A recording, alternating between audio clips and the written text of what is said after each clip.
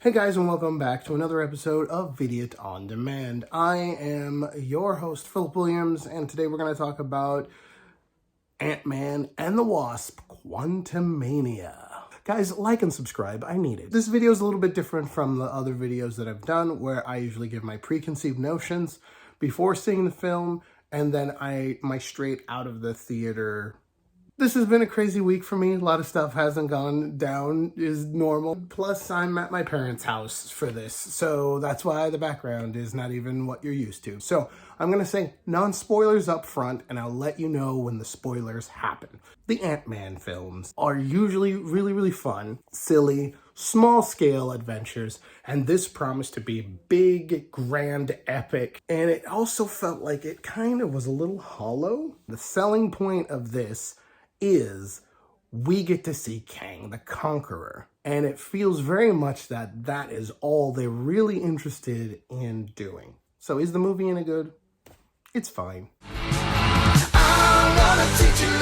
It's good enough for kids to watch, and it's a good chuckle. There's a lot of fun to be had here if you kind of shut your brain off and just enjoy it for what it is. It's okay.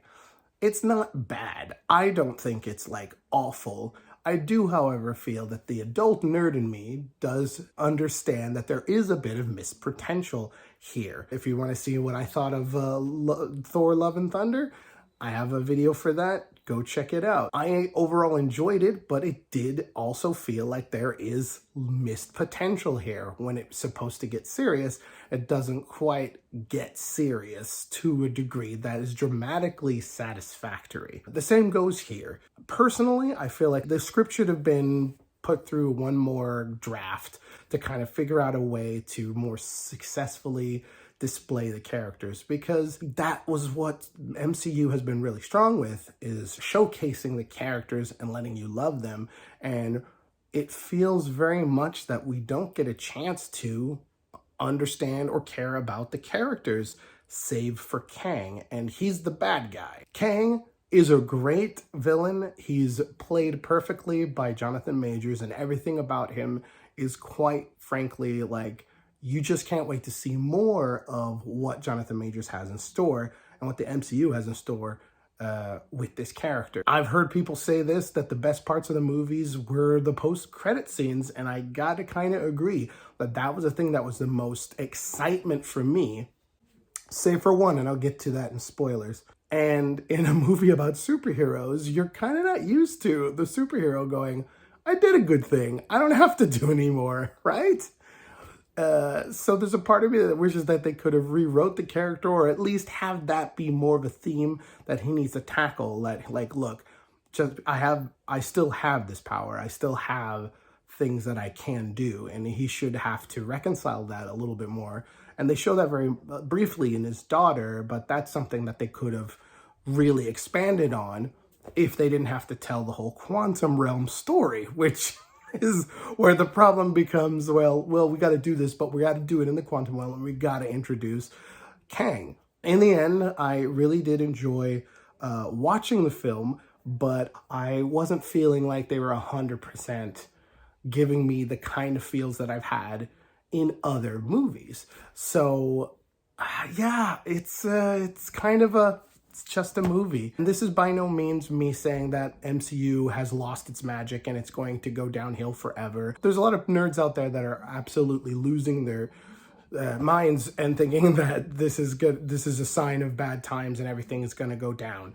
I don't think so. I think this was a bit of a slight misstep. If you remember that Iron Man 2 was kind of the same thing. That's the end of my spoiler-free thoughts.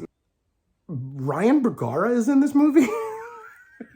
If you're a fan, or if you subscribe to Watcher or used to watch BuzzFeed Unsolved, then you know exactly who I'm talking about. I was completely surprised. That genuinely made me go, like, verbally, what? Which is so weird that he's just in the movie. I love that. That kind of thing makes me happy when it's just people you know through YouTube. It's just in a movie now suddenly. And I do believe, I'm not sure, but I think I saw Perry Nemiroff in the film as well, walking by. If I'm wrong, let me know in the comments. It was fun giving the amazingly, beautifully talented and awesome Catwoman, Michelle Pfeiffer, more to do. So that was cool to have her have more agency and everything like that. So that was fun. I do feel like the character of Krylar, which is Bill Murray, he was kind of wasted because he's a nothing character in the comics, apparently, and he's a nothing character here. You have Bill Murray in your movie and you didn't really do anything with it, so that kind of... And also MODOK, it was fun how he was introduced. I just feel like making him Darren Cross kind of made it like, oh yeah, so it ties into the trilogy a little bit more and blah, blah, blah. But it was an afterthought. It wasn't really something that they meant to do. It's just kind of like, hey, let's do this, and maybe it'll make it feel a little better. Same thing with the whole heist element. That was one of the things that really differentiated these films from all of the other superhero films out there. Besides the growing and shrinking gimmick, this was the thing that made them stand out. It was like, oh, they're always going to plan a heist or some kind of caper, and they got to run from these people and make sure that they steal this and do it in the name of good guy stuff.